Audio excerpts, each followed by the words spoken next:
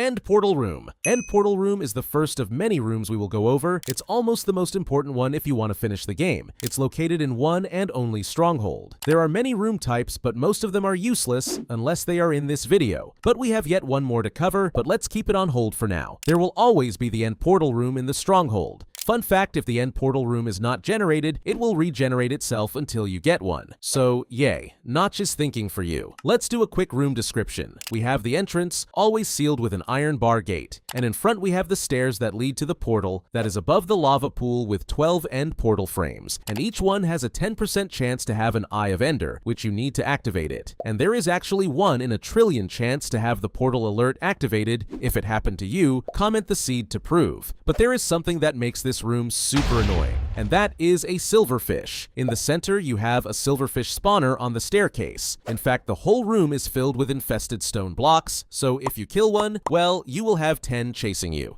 Now let's get to the next room that is important in the stronghold. Library Room. The Library Room is the next room that is useful. It comes in 2 sizes, the small and large one. The small one has 1 loot chest, the large one has 2. It contains bookshelves, the large one specifically has exactly 233 of them. Yes, someone counted, cobwebs, and most importantly, 2 loot chests, which can contain enchanted books, paper, compass, and the eye armor trim. And to be honest, that is the best one so far. If you are an aesthetic player, of course. And if you are unlucky enough, the library can partially generate inside a cave, causing the ladders to not appear and the whole thing to look completely broken. Mojang quality control at its finest. There can be up to 2 libraries in one stronghold. Blaze Spawner Platform. Before anyone says anything, yes, that is a room. Even if it's literally a platform, we will count it as a room. It's a small fenced platform made of nether brick fence with a 3-block staircase leading up to it, and a blaze spawner sitting right in the center. There can be up to 2 of these per fortress, both located on top of the bridges section, and yet super important for your the end advancement. The reason is simple. Blazes are the only source of blaze rods in the entire game, and without blaze rods you cannot make blaze powder, and without blaze powder you cannot make Eyes of Ender, and without Eyes of Ender you are never finding a stronghold. So this platform is basically the bottleneck of the entire game, and if you are struggling to kill them, snowballs deal damage to blazes. 7 of them is enough to take 1 down. Also, if you leave the spawner intact,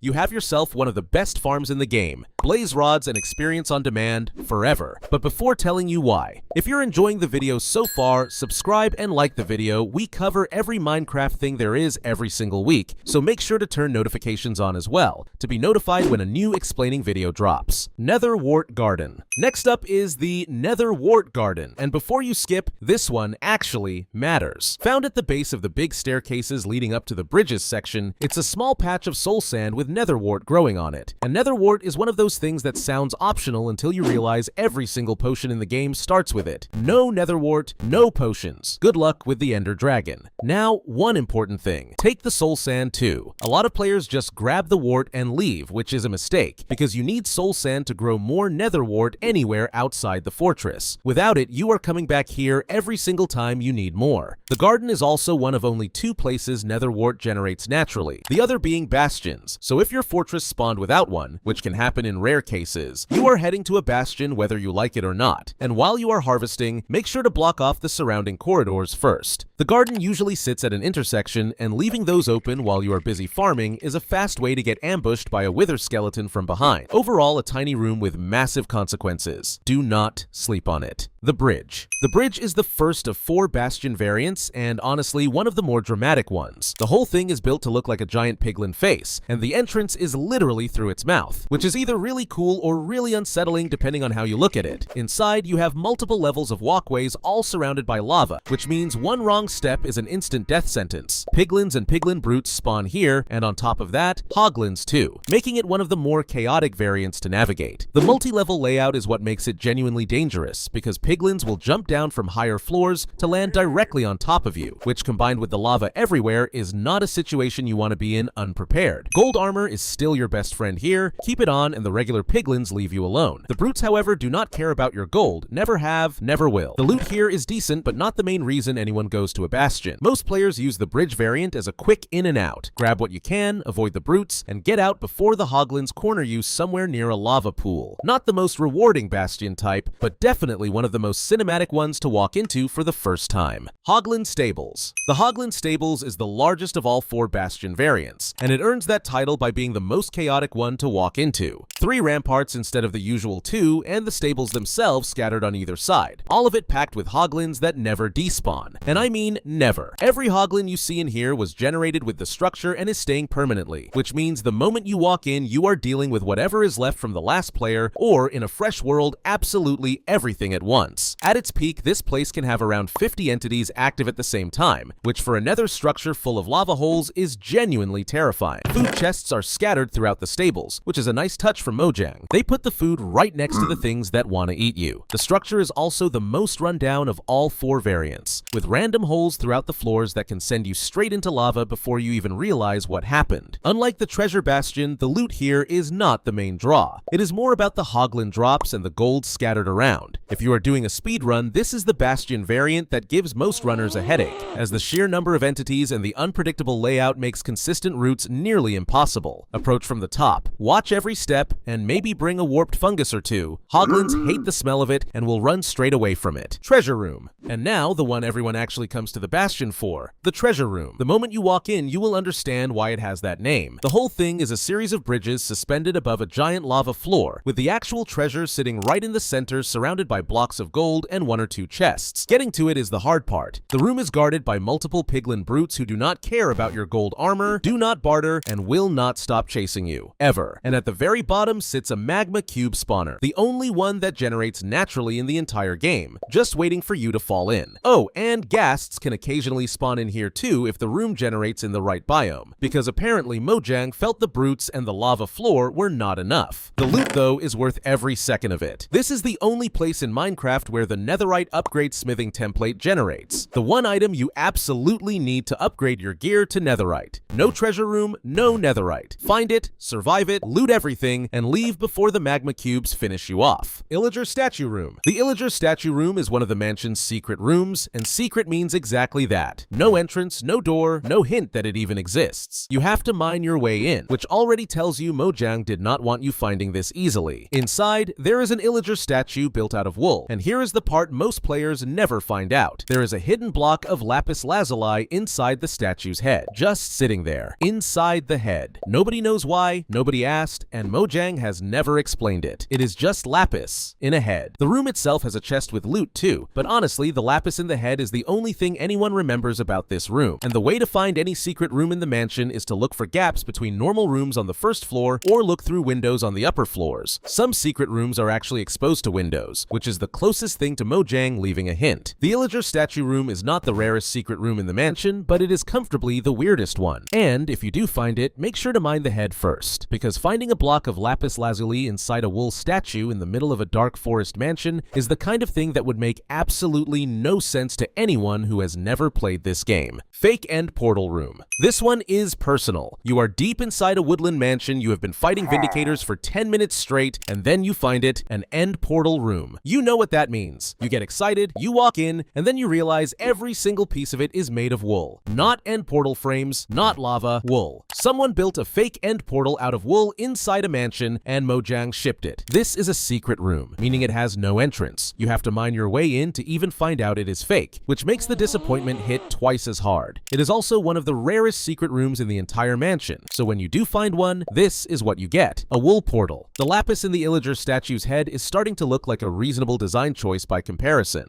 The only slightly redemptive thing about this room is that 2 of them can occasionally generate right next to each other, which at that point stops being a joke and starts being some kind of statement. There is no chest, no loot, no practical reason this room exists. It is purely Mojang saying, yes, we put a fake end portal in a woodland mansion, what are you going to do about it? Honestly, respect. Spider Room. The Spider Room is one of the secret rooms in the Woodland Mansion, and unlike the fake end portal, this one actually has something going on. Mine your way in and you are greeted by a spider spawner sitting right in the center of the room, surrounded by cobwebs everywhere. Now the smart move here is to not panic. Light up the spawner, clear the spiders, and then take a second to look around. because this room is one of the best sources of cobwebs in the entire game, and cobwebs are one of those blocks that are genuinely annoying to find in large quantities anywhere else. Grab them with shears and suddenly the whole detour was worth it. The spawner itself is also worth keeping intact. A spider spawner in a controlled environment is a perfectly decent farm. String, spider eyes, and experience all on tap whenever you need it. Spider eyes specifically are a key brewing ingredient that most players never have enough of, so having a permanent source is more useful than it sounds. The room also has a chest with loot, which after the fake end portal and the lapis in a head is almost refreshing to see. Not the most exciting secret room in the mansion, but comfortably the most practical one, and in a structure full of wool portals and questionable design choices, practical is worth something. Obsidian Room. The Obsidian Room is one of those secret rooms that actually rewards you for finding it, which after everything the Woodland Mansion has put you through, feels almost suspicious. Mine your way in, and sitting right in the middle of a pile of obsidian is a diamond block. Just one, but a diamond block nonetheless. The obsidian around it is yours to take too if you brought a diamond or netherite pickaxe, which most players forget to do and end up just staring at it. The room shares something with the lava room. Both of them hide a diamond block in the center of their structure, which is either Mojang being generous or Mojang testing whether you came prepared. The obsidian version is the safer of the two since there is no lava trying to destroy everything while you mine. It is a secret room, so there is no entrance. Look for gaps between rooms on the upper floors or check through windows to find it. Overall, a straightforward secret room with a straightforward reward. No fake portals, no lapis in a head,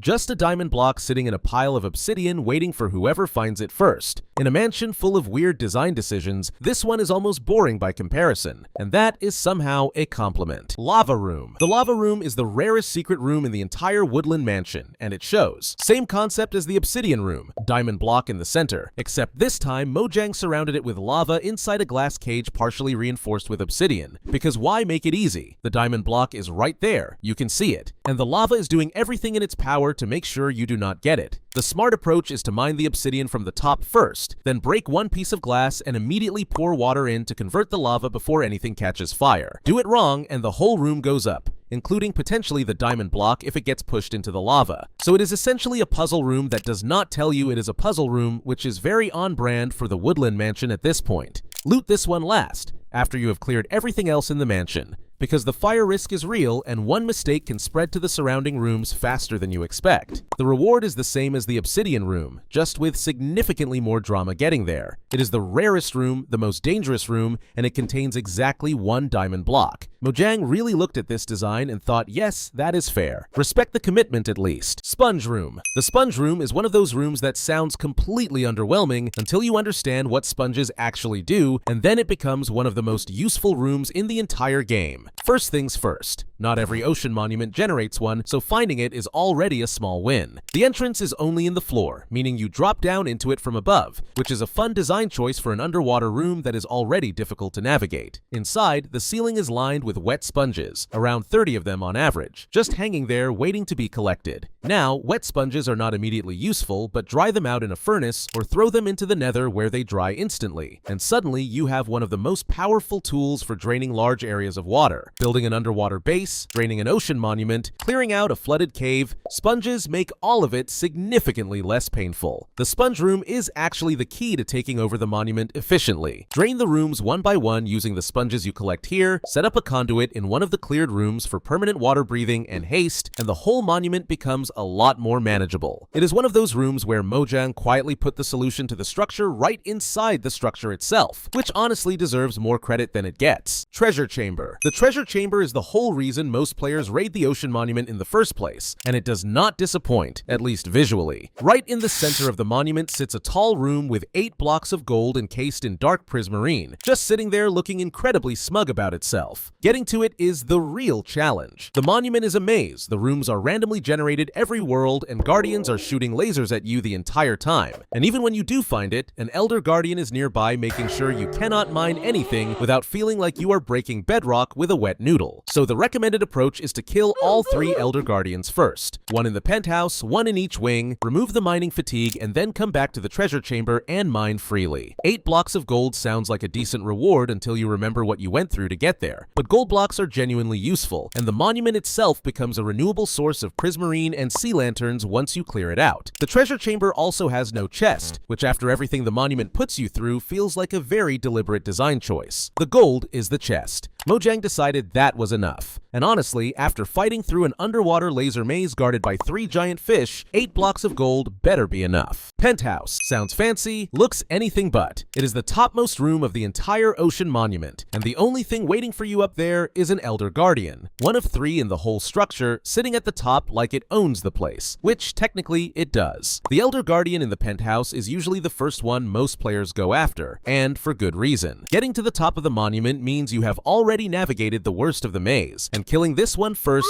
gives you a clean sponge to work with from the highest point down. Each Elder Guardian drops 1 wet sponge when killed, which as we just covered is one of the most useful things you can get from this structure. The penthouse itself is not a complicated room. There is no loot, no chest, no special blocks worth collecting. It is just the Elder Guardian and an empty room at the top of a massive underwater structure. The real value is what killing it represents. 1/3 of the mining fatigue removed, 1 sponge collected, and 1 step closer to actually being able to mine anything in this place without wanting to give up entirely. 3 Elder Guardians total, 3 sponges, and mining fatigue finally gone. The penthouse Elder Guardian is first on the list every single time. Loot room. After climbing what feels like 100 floors of sketchy purple slab staircases, while shulkers are actively trying to send you into the void, you finally reach the loot room, and it is worth it. 2 chests sitting at the top of the large tower, guarded by multiple shulkers on the way up, containing some of the best gear the game has to offer. Enchanted diamond tools, enchanted diamond armor, swords, pickaxes, full sets. The kind of loot that makes the entire End City trip feel justified. The parkour staircase leading up to it is genuinely one of the more stressful parts of the whole structure. Single purple slabs going upward in a spiral with shulkers shooting levitation bullets at you from every direction, and the void sitting right outside the tower waiting for a mistake. The trick is to let the levitation carry you upward instead of fighting it, which saves time and honestly feels like using the structure against itself. There are also ender chests that generate in some loot rooms alongside the regular chests, which is a nice bonus since ender chests are genuinely useful for keeping your best items safe. The loot room is the whole reason you climbed the city in the first place. Everything else in the End City is just the obstacle course Mojang built between you and those 2 chests at the top. End Ship Treasure Room. If the loot room at the top of the End City Tower is the reward for surviving the city, the treasure room on the End Ship is the reward for surviving everything. And the moment you drop down into it, you will see exactly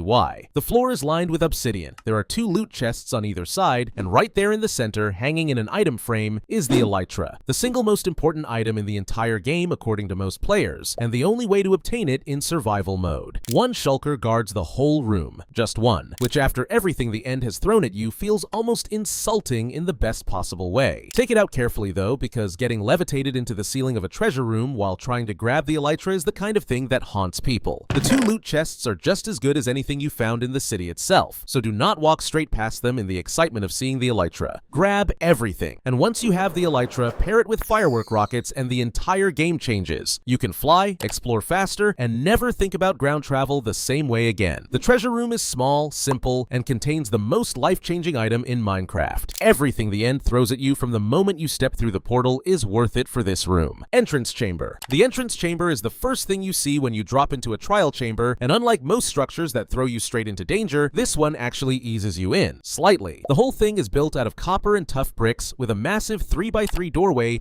made of oxidized copper variants marking the way forward, which looks genuinely impressive for a generated structure and immediately tells you this place was designed with more care than your average dungeon. The entrance always generates at the end of one of the 2 main corridors, so finding it is just a matter of following the path. Now here is the part most players walk straight past. One of the entrance variants has a secret room hidden inside it, containing a bed and a chest. A bed inside a trial chamber. Mojang put a bedroom in a combat dungeon, which is either thoughtful game design or someone on the development team being funny, probably both. The entrance also generates vaults and entrance chests, making it one of the few areas in the whole structure where you can get loot without having to fight anything first. No trial spawners generate here, which makes it the only truly safe area in the entire chamber. Take your time in the entrance, loot everything, find the secret room if it generated, and mentally prepare yourself for everything that comes after it. because the trial chambers are about to get significantly less welcoming. Altrium. The atrium is the transition between the entrance and the rest of the trial chambers, and it is easily the most visually impressive room in the whole structure. A fountain sits in the center, a grand staircase, different every world, leads upward, and on both sides there are large murals built into the walls. Each mural depicts one of 4 things: a bog, a breeze, a spider, or a spiral shape, and which one you get is completely random. It is one of those small details that makes each trial chamber feel slightly different from the last, and it is genuinely one of the better aesthetic touches Mojang has added to a generated structure in years. Now, the atrium is not completely safe. Right above the doorway leading back to the entrance sits an ominous vault, the harder variant that requires an ominous trial key to open and gives significantly better loot than a regular vault. It just sits there above the door watching you walk past, which is a very specific kind of temptation. The ominous vault loot is some of the best in the whole structure, including Windburst enchanted books and flow armor trims that cannot be obtained anywhere else. So if you have an ominous trial key burning a hole in your inventory, the atrium is where you spend it. Take a second to look at the murals, appreciate that Mojang actually put effort into the aesthetics here, and then head forward, because the rest of the trial chambers are considerably less decorative. Intersection. The intersection is the point where the 2 main corridors of the trial chambers meet, forming an L shape that connects everything together. It is not the most glamorous room in the structure, but it is one of the more interesting ones once you know what to look for. The most notable detail is that one of the intersection variants has a secret room hidden inside it, and inside that secret room is a bed. Another bed. Mojang put multiple bedrooms inside a combat dungeon, which at this point feels less like a coincidence and more like a running theme. The intersection also generates chests and occasionally ominous vaults, making it worth checking thoroughly before moving on. It connects both main corridors and always leads to a chamber on each side, so the intersection is essentially the crossroads of the entire structure. Every major area branches out from here in some direction. It is also one of the better spots to set up a temporary base if you need to retreat and regroup, since the layout gives you multiple escape routes and the room itself is relatively open compared to the tighter corridors. There are no trial spawners in the intersection itself, which makes it one of the safer areas to breathe for a second between fights. Find the secret room, loot the chests, check for vaults, and use it as your anchor point for navigating everything around it. Breeze Combat Chamber. And here it is, the room that separates players who read patch notes from players who just walked in swinging. The Breeze Combat Chamber is the only place in the entire game where breezes spawn naturally, and if you have never fought one before, the first encounter is going to be very educational very fast. The breeze jumps around the room constantly, fires wind charges that deal knockback and interact with everything in the environment: doors, trapdoors, buttons, levers, candles, turning the whole chamber into a chaotic mess of flying blocks and unexpected drops. And here is the part that catches everyone off guard. Breezes deflect every single projectile that hits them except wind charges, so your bow is useless, your crossbow is useless. Every ranged weapon you spent the whole game leveling up is completely useless in this room. The only way to deal with a breeze effectively is up close with a melee weapon, which is exactly the opposite of what the room's layout encourages. Only one breeze spawner generates per combat chamber,